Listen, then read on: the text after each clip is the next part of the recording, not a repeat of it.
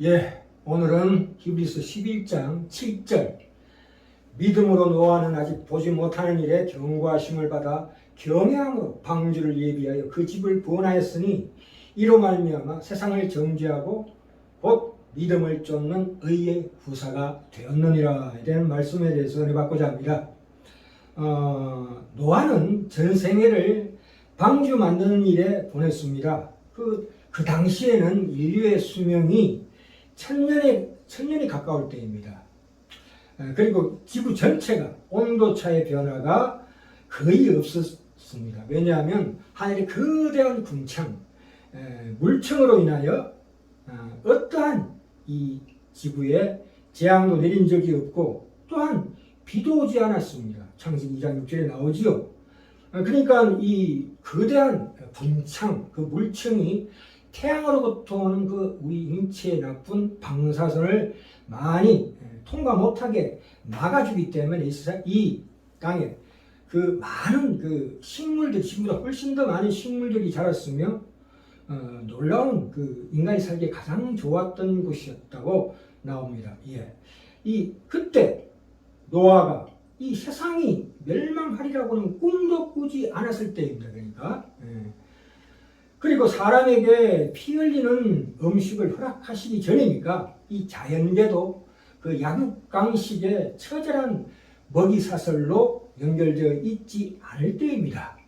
그때 세상의 멸망을 예언하고 준비하고 있는 것입니다. 마태복음 24장에 나오지요. 노아의 때와 같다. 언제? 인자의 오는 날이. 인자의 마음도 그러하리라. 그렇죠. 세상에 어떤 징조가 있을 것이냐는 그 사람들의 물음에 대해서 아무 징조가 없다. 노아의 때와 동일하다. 이렇게 말씀하신 대목이 나옵니다. 그러니까 이런 상황에서 노아의 8가족 합쳐서 자부같이 합쳐서 8가족인데 남자가 4명입니다. 그러니까 그 남자 4명이 주로 그 큰 방주를 그 오랫동안 짓고 있었으니 참으로 남자들 보기에 참으로 한심한 놀이를 수 있을 겁니다. 그 창세기 6장 13절에서 22절에 나타난 노아의 행적을 보시면 홍수가 날 때까지는 누가 옳은지 하나님의 말씀 진짜 옳은지 증명할 방법이 없는 그 기막힌 상황 가운데서 세상 사람들의 그 비웃음과 반대에도 불구하고 노아는 그 일을 묵묵히 하는 것입니다. 이것이 믿음입니다. 우리가 믿음이라고 했을 때 내가 믿음을 동원해서 어떤 나의 소원을 만족시켜주고 또 남다른 보상을 바라는 그것은 믿음이 아닙니다. 우리가 하나님을 믿으면 당연히 하나님이 누구신 줄 압니다. 또한 하나님께서 무엇을 요구하시는가 다 압니다. 그래서 우리가 이 노아를 볼 때에 그 노아의 믿음과 그 인생이 우리 모두에게 참으로 좋은 각성자가 되길 빕니다. 그런데 노아가 하나님의 명령으로 홍수를 대비하여서 방주를 짓고는 있었지만 그래도 마음속에 긴가민가 했을 것입니다. 성경에는 안 나오지만 그런데 막상 그 홍수가 닥치고 보니 그 충격은 참으로 어마어마했을 것입니다. 참 이 노아의 두려움, 그 트라우마라는 것은 우리도 상상을 초월하는 것입니다. 왜냐하면 이 홍수라고 해서 오늘날의 홍수하고 비견될 바가 아니에요. 왜냐하면 하늘에 거대한 창문이 열렸다. 궁창에 거대한 물청이 완전히 쏟아지고 터지고 또한 달과 지구의 중력으로 인하여 지구가 종이장처럼 찌그러지면서 땅속에 있는 지하수가 맹렬히 터지고 지구가 온 요동을 치는 그런 엄직한 재앙이 닥쳤기 때문입니다. 그렇기 때문에 이 노아의 두려움은 참으로 극에 달하지 않았나 이렇게 생각합니다. 이 노아의 홍수 사건은 참으로 의미심장한 내용을 갖고 있습니다. 창세기 6장에서 보는 바와 같이 태어날 때부터 죄인으로 태어난 인간의 현실로 인해서 하나님께서 심판할 수밖에 없는 상황이 되었는데 그런데 그러나 홍수 후에 노아와 노아의 후손들이 홍수로 죽은 인간들과 다른 개선된 인간인가 하면 그렇지 않다는데 참으로 우리가 많은 의문이 생깁니다. 보실까요? 창세기 8장에 보시면 8장 21절 22절 보시면 내가 다시는 사람의 죄로 인해서 땅을 저주하지 아니하리니 내가 전에 행한 것 같이 모든 생물을 멸하지 아니하리니 해놓고 뭐라고 말씀하십니까? 21절에 창세기 8장 21절에 이는 사람의 마음에 계획하는 바가 어려서부터 악함이라 이렇게 말씀하고 계십니다. 사람이 어려서부터 모든 생각이 악한 것은 홍수 전이나 이후나 다름이 없다 이 뜻입니다. 그렇다면 이 홍수의 심판은 아무런 의미가 없어 보입니다. 그러나 이 노아 홍수 사건의 의미는 이것이 그 전과 다른 새로운 어떤 것을 시작하고 있다는 사실을 우리한테 확인시키는 게 분명하게 우리에게 확인시킵니다. 이 노아가 하나님께서 노아에게 명령합니다. 이제 홍수 다 끝났으니 너와 함께한 모든 혈육 있는 생물들을 모두 다 이끌어내라. 이것들이 땅에서 생육하고 땅에서 번성하리라 하신 이 말씀을 들을 때에 이 분명히 어딘가에 들었던 말씀입니다. 그건 창조에서 등장했던 생육하고 번성하라 그 종류대로 내라 하는 묘사들이 다시 재반복되고 있는 것입니다. 그러니까 창조에서 하나님께서 태초에 마치 무에서 유를 만드는 것과 같은 흡사한 이미지를 지금 제공해주고 있습니다. 자, 여기에서 노아의 트라우마는 우리가 이해하겠는데 그러면 아담의 트라우마는 어떤 것이었는가를 우리가 다시 한번 찾아보도록 하겠습니다. 이 창세기 앞장에 보시면 창세기 22장 25절에 보면 아담과 하와를 만났을 때 그들은 서로 벌거벗었으나 부끄러워지 않았다고 그랬습니다. 그런 감정들이 없었다 이 뜻입니다. 그러니까 이 아담에게 있는 그 두려움, 그 트라우마라는 것은 그런 자의식은 하나님께 불순종한 후에 아담에게서 볼 수 있다 이것입니다. 왜냐하면 창세기 3장 9절부터 10절 사이에 나옵니다. 하나님이 아담을 부르시며 네가 어디 있느냐? 그러니까 불순종한 이후에 말입니다. 라고 물으시는 기록과 이에 대한 아담의 응답입니다. 아담이 뭐라고 했습니까? 가로되 내가 동산에서 하나님의 소리를 듣고 내가 벗었으므로 두려워하여 숨었나이다 이렇게 얘기하고 있습니다. 아담은 최초로 하나님께 두려워하는 자신에 대한 생각을 표현했습니다. 말로. 그것은 좋았던 에덴 동산에서 쫓겨날 때의 그 마음가짐은 참으로 고통의 외침이었다. 탄식하는 말이었다는 것입니다. 그러니까 이 아담의 충격이 그 최초의 인간이 겪는 그 충격이 그 후로 태어난 우리 모든 인간의 영혼 안에 고스란히 전이되었다고 볼 수가 있습니다. 예. 사실 그의 영혼이 엄청난 변화를 겪었음을 가리킵니다. 여기서 최초로 고통이 나왔다는 거죠. 우리가 최초로 하나님으로부터 분리되는 것, 하나님부터 거리를 느꼈기 때문에 부르짖는 탄식이었다 이 뜻입니다. 이런 점에서 아담은 최초로 우리 영혼의 고통을 체험한 자라고 할 수 있습니다. 이 고통이 얼마나 강렬했던지 이 태고적 그 인간 아담에게서 말하자면 하나님 앞에서 겪어야 했던 그 강렬한 인상이 우리에게 그대로 전이되었다는 말입니다. 그런데 여기서 우리가 성경의 이율배반적인 요소를 우리가 볼 수 있는데요. 우리가 지금 하나님과의 인격적인 관계에서 믿음을 우리가 요구하고 있는데 그것은 이 인격적인 관계라는 것은 오히려 불순종 이후에 하나님과의 관계를 상실한 후부터 주어지고 있다고 해야 합니다.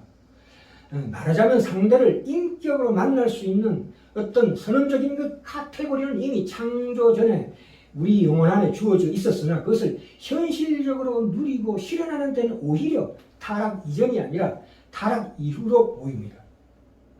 왜냐하면 이 아담은 우리가 보통 그 에덴 동산을 불순종 이전에 에덴 동산 무슨 낙원이니 무슨 이렇게 얘기하는데 사실은 조금 우리의 그 이해력하고는 좀 다른 세계입니다. 왜 그러냐면은 거기에서 어떤 희노애락, 아담의 경우에 어떤 희노애락이라는 어떤 감정이 정신적인 복잡한 감정들이 아직 일어나지 않았을 때입니다. 그렇죠. 그렇기 때문에 그로 인한 정신적인 고통도 일어나지 않았을 때입니다. 그러니까 무슨 얘기냐면 불순종 이전의 아담이 하나님께 말하자면 순종이라는 것은 그 본능으로 자연스럽게 나오는 자연적인 행위예요. 본능적인 자연적인 행위였다고요. 하나님께 순종하는 것이 불순종 이전에 아담이 하는 순종이라는 것. 그러나 불순종 이후에 이 노아가 하는 순종은 그렇지 않습니다. 이 하나님의 요구를 따르고 싶지 않는 자신의 의지를 순간순간 생각하면서 그래도 하나님의 요구를 인격적으로 받아들여서 거절하지 않는 그 인격적인 결단이 있는 것이 바로 노아의 영혼과 아담의 영혼이 다른 점입니다. 이걸 우리가 반드시 이해해야 합니다. 왜 그러냐면은 이게 인격적인 교제라는 것은 예수 그리스도의 영혼을 보면 알 수가 있습니다. 예수 그리스도께서는 자기 친구 나사로가 죽었을 때 그 영혼이 참으로 통문이 여기다. 왜 통문이 여겼을까요? 분명히 와서 살릴 건데 왜 통문이 여겼을까요? 다시 죽으니까. 그게 인간의 현실이다 이게. 그래서 예수님은 참으로 슬픔을 느꼈고 마음의 아픔에서 생기는 눈물이 나왔다는 거죠. 이런 진정한 인격적인 그런 깊은 영혼의 메아리 같은 것은 사실은 불순종 이전에 아담에게는 없었습니다. 이제 불순종 이후에 아담의 마음속에 그런 것들이 깃들기 시작했다는 걸로 우리가 이해를 해야 합니다. 이해가 좀 길었습니다. 자, 우리가 이 노아를 통해서 우리가 하나 더 우리가 이 교훈을 받아야 될 것이 무엇이냐면 이제 하나님께서 8장 22절에 보시면 다시 한번 나옵니다. 내가 다시는 사람으로 인하여 땅을 저주하지 아니하리니 이는 사람의 마음에 계획하는 바가 어려서부터 악함이라. 내가 전에 행한 것 같이 모든 식물을 멸하지 아니니 흘러가는 22절에 그 대신에 땅에 있을 동안에는 심음과 거둠과 추위와 더위와 여름과 겨울과 낮이 밤에 쉬지 아니하리라. 이렇게 말씀하십니다. 하나님께서 우리에게 약속을 주셨다는 것에 초점이 있습니다. 그래서 이 약속은 언제부터 시작됐냐면은 모세로 인해서 그 이스라엘 백성들이 구원받아서 홍해를 건너서 시내산에 도착했을 때 그 말씀에 깊은 뜻이 나옵니다. 거기에도 이 노아의 심판과 같은 그런 무시무시한 하나님의 위엄이 나타납니다. 출애굽기 20장 18절에 나오지요. 백성들이 이 하나님의 형체가 나타나는 게 아니라 그 위엄이 나타나는데도 불구하고 우레와 번개와 납발소리와 산의 연기를 본즉 그들이 볼 때에 떨며 멀리 서서 모세에게 하소연했습니다. 말씀만 하세요. 우리가 죽을까 하나이다. 이렇게 얘기합니다. 하나님의 그 위엄을 보고 두려워 떨었습니다. 그리고 모세가 백성에게 이르되 두려워하지 말라. 하나님이 강림하심은 이렇게 우리에게 심판 같은 이런 하나님의 위엄의 강림하심은 너희로 하나님을 두려워하여 범죄치 않게 하여 하심이니라. 이렇게 말씀하시는 대목이 있습니다. 그러니까 이 노아의 홍수가 우리에게 주는 것은 뭐냐? 그 하나님의 그 위엄과 두려움으로 임하시는 것을 우리로 하여금 두렵게 하시고자 하는데 그 목적이 있다. 이렇게 생각하셔야 합니다. 그렇죠? 우리가 신약에 와서도 그와 유사한 말씀이 있죠. 누가복음 12장 4절 5절도 나오지요. 예수님께서 수만 명의 인파들이 모였을 때 뭐라고 얘기했습니까? 너희들 몸을 죽이고 그 후에는 능히 더 못하는 자들을 두려워하지 말고 죽인 후에 또한 지옥에 던져놓는 번세 있는 그를 두려워하라. 다시 한번 말하노니 그를 두려워하라. 누구를? 하나님을 깊이 두려워하라. 그 마태복음 10장에도 나오지요. 몸은 죽여도 영혼은 능히 죽이지 못하는 자들 두려워하지 말고 오직 몸과 영혼을 능히 지옥에 멸할 수 있는 이를 두려워하라고 말하고 있습니다.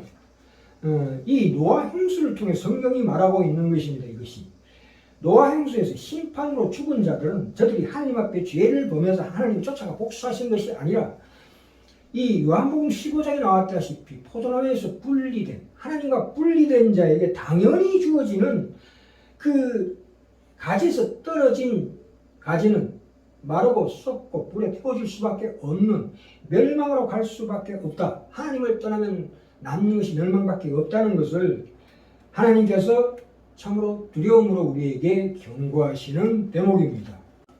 이제 우리 신약에서 과연 어떻게 이것을 정의하고 있는가를 우리가 한번 살펴보고자 합니다. 신약 요한일서 4장 18절에 보시면 뭐라고 나와 있냐면, 자, 4장 18절에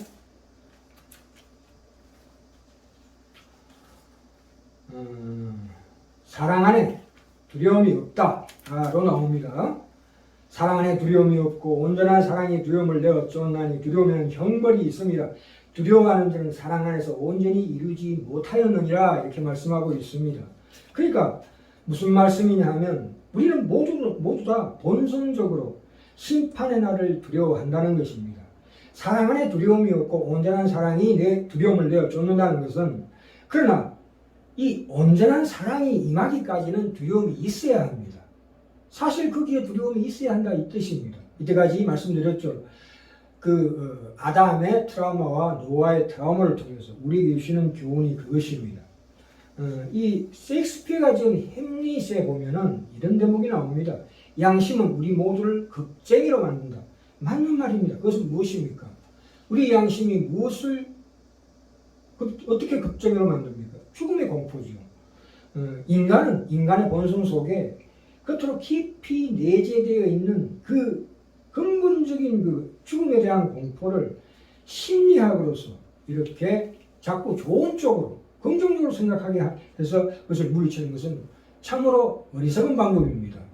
하나님을 경외하는 것으로 말미암아 그것을 물리쳐야 합니다. 하나님 말씀에 의한 그 물리침이 있어야 된다 이 뜻입니다. 한 번 죽는 것은 사람에게 정해진 것이요 그 후에는 심판이 있으리라고 분명히 히브리서 9장에 말씀하고 있습니다. 우리의 영원한 운명은 이 세상에서, 다시 말해서 우리가 사는 이 삶에서 결정됩니다. 심판의 날이 선언될 것이라는 것을 반드시 깊이 바라보고 우리가 심판의 날을 생각하면서 두려워해야 마땅합니다. 그런데 여기에 또 하나의 깊은 뜻이 있습니다. 심판의 두려움으로부터 자유해야 한다는 것이 그게 복음입니다. 그렇죠. 히브리서 2장 15절에도 죽기를 무서워함으로 한평생 매여 종로로 타는 모든 자들을 구원하는 데 있다고 했습니다. 하나님의 약속으로 말미암아 우리를 그 죽음의 두려움의 공포에서 해방시키는 것이 바로 구원입니다. 베드로후서 3장 12절에 보시면 하나님의 날이 임하기를 바라보고 간절히 사모하라 고 나와 있습니다. 이 로마서 8장 15절에도 나옵니다. 너희는 다시는 무서워하는 종행을 받지 아니하고 양자의 영을 받았으므로 아빠, 아버지라 부르짖느니라. 그런데 순서가 있습니다. 그 과정이 있습니다. 무서워하는 종의 영이 먼저 와야 합니다.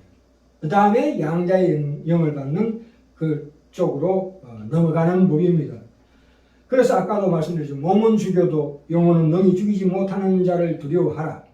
그렇죠. 인생에는 항상 두려움을 일으키는 상황들이 일어납니다. 하나님을 두려워할 것인가 아니면 다른 세상 모든 것들을 두려워할 것인가. 우리가 하나님과 씨름하는 그 과정 중에서 하나님을 두려워하는 것이 최선의 길이다 이 뜻입니다. 하나님을 두려워하면 다른 어떤 것도 두려워할 필요가 없다는 뜻입니다. 그러니까 그 하나님의 경건함과 그 하나님에 대한 경건함과 그 두려움 속에서야만이 우리가 온전한 믿음을 유지시키고 더 성장시켜 나갈 수가 있다는 뜻입니다.